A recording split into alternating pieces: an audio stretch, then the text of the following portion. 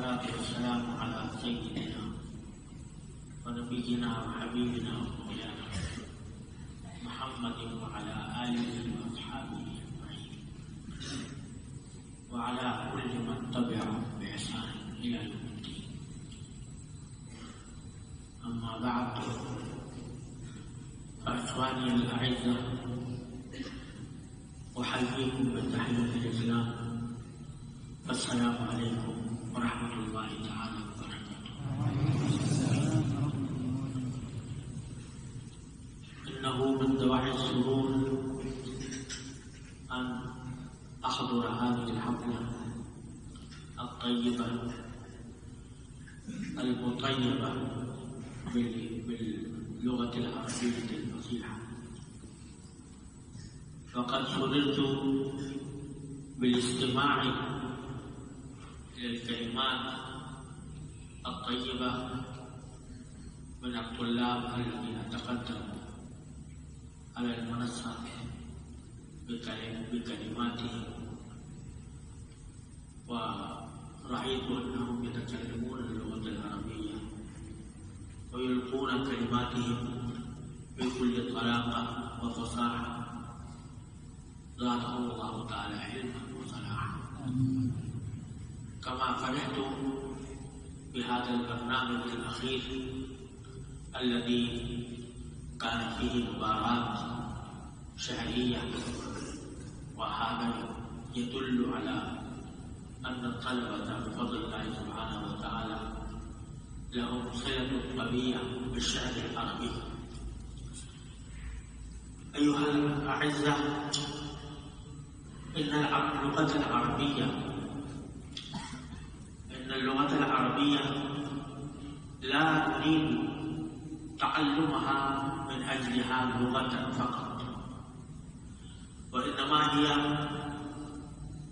طريق ووسيلة إلى فهم القرآن الكريم والسنة النبوية والتراث الإسلامي الخالد الذي ورثنا من آبائنا الأجداد رضي الله تعالى عنهم أجمعين. ولذلك بما أن المقصود بالتعلم اللغة العربية كان فهم القرآن وكان فهم السنة النبوية على صاحبها السلام، إن من أسلافنا وجد جماعة هي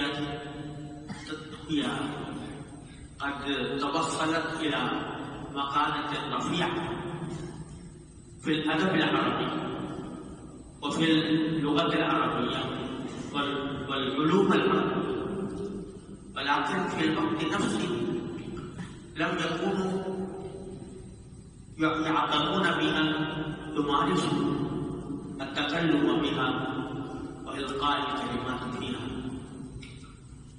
ولكن اليوم أصبح العالم كله كقرية واحدة، كما يقال القرية الدولية. فإن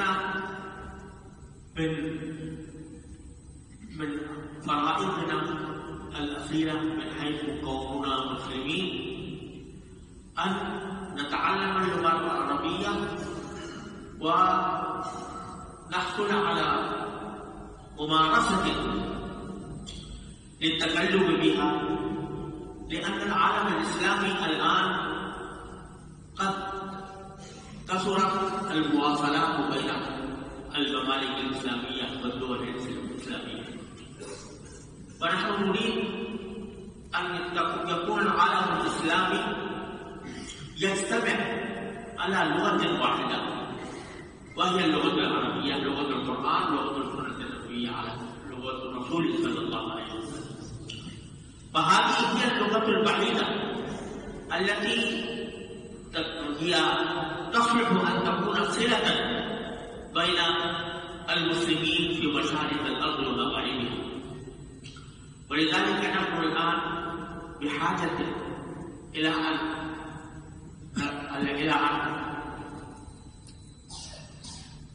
نجهز علماء وطلابا متخصصين في اللغة العربية وفي الأدب العربي الذين يمكنهم أن يتكلموا ويلقوا كلماتهم باللغة العربية الفصيحة.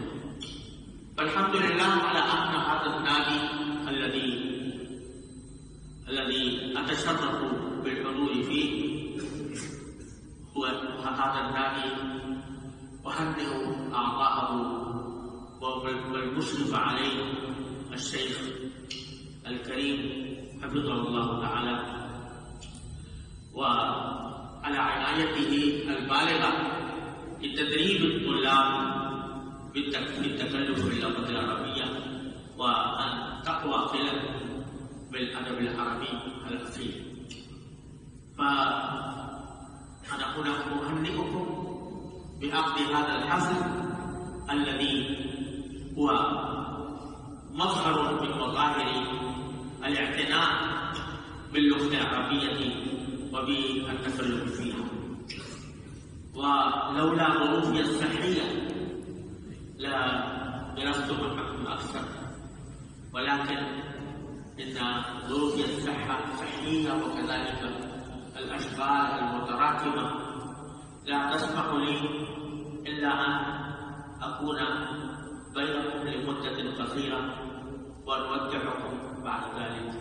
ولذلك أدعو الله سبحانه وتعالى أن يوفقنا جميعا ويوفقكم ويوفق الأساتذة والطلاب وأعضاء هذا النادي الكريم أن يعملوا حسب رضا الله سبحانه وتعالى في ترقية صلاحياتهم في هذه اللغة الكريمة.